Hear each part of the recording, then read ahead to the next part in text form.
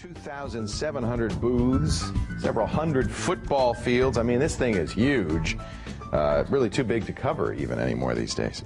Kris Krug is here. He's the president of Rain City Studios. It's great to have you back. It's aptly named Vancouver-based web design firm. But you guys also do business in China. That's right. That's kind of interesting. How did that happen and why?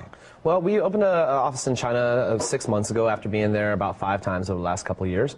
And we see a small R revolution taking place over there with markets opening up to open source technologies and innovation taking place on the internet that's coming from there as opposed to strictly from North America and Canada like we've seen before. So it makes sense that a communist nation would love open source software. I don't know why, but it just seems like a natural.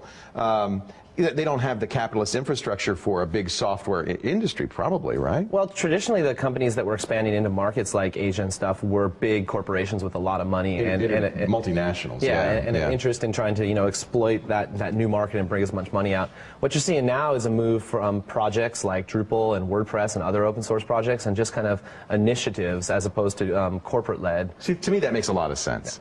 Yeah. Especially in a country where they don't have a lot of capital, they don't have a lot of money. Well, I'll give you an example. I know that they were developing their own version of Linux, that they wanted to have kind of a default operating system, Chinese operating system. That makes a lot of sense. And these tools have the ability to really open up and empower people to share ideas and to get their voice out there in a place where that type of stuff traditionally has been something really difficult to do, and power's held by a few people. This really opens things up, helps share ideas, communicate.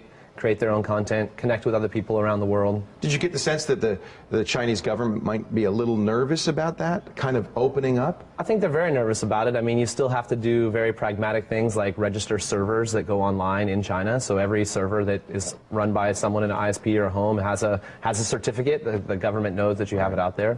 To hold meetings like the bar camps and the PHP users group and the Linux users groups that we participate in, you have to have a little certificate. Oh, interesting. That says that they know you're meeting, they know who's in charge. So there's still a protectionist culture. I think there's some fear. Do the participants, the Chinese participants, feel like they're being subversive, or do they feel like we're just trying to get more knowledge about what's going on in the world? I don't think they feel like they're being subversive in a political sense of the word. I think that they feel like they're working around difficulties or routing around problem areas, kind of like the internet works. So I think they feel empowered, maybe more so than subversive. That's a good word, yeah. Although I have to say, I feel subversive when I use open source. I feel like it's trying to open up the world a little bit.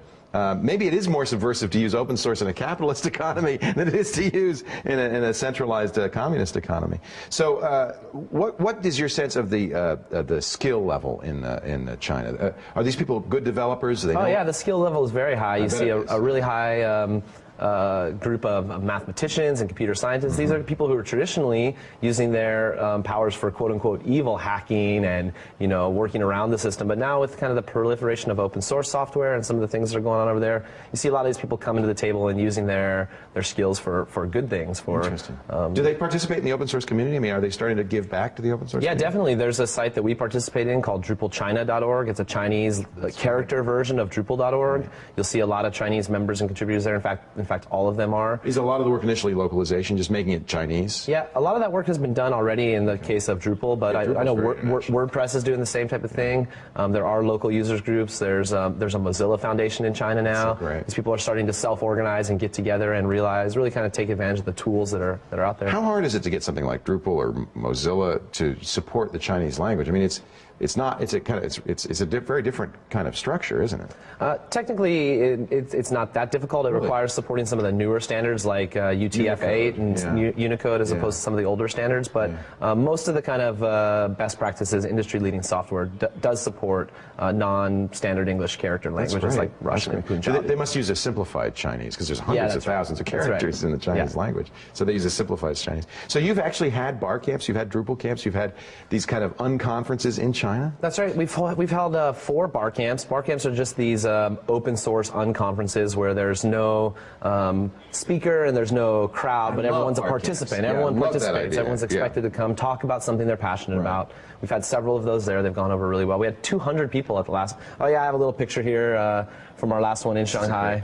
This is myself and Robert Scales with probably 60 or so of the people who came to Barcamp Shanghai. Isn't that great? And, they're all young, aren't they? It's students. It's a very young thing. I went to there was a blogger con in China that I went and talked to about open source, and it was 500 people all in university age. Look, there's a guy with a Firefox T-shirt.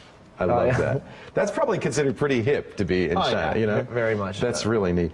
So is Robert staying there? Is he living in China now? CEO of Rain State Studios, Robert Scales, moved to Shanghai last October, and we've opened up an office there. We're 9 folks there now, including Scales, so eight local Chinese people. That's great. All of them speak English, bilingual.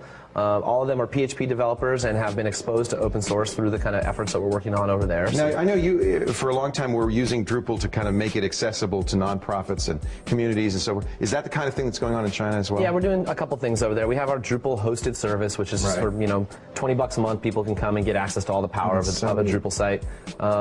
We're also doing some consulting over there. There's a big expat online community that we're rebuilding called the Beijinger.com, rebuilding the Drupals. RainCityStudios.com is the place to go. Kris Krug is the president. He's also a great photographer. Go look at his Flickr site. Wonderful images. And I just think it's very exciting how we're kind of like water, open source spreads everywhere and naturally and makes flowers grow. It's wonderful. Thanks, Kris. I appreciate it. Thanks, Leo. A final word coming up right after this. Stay right here.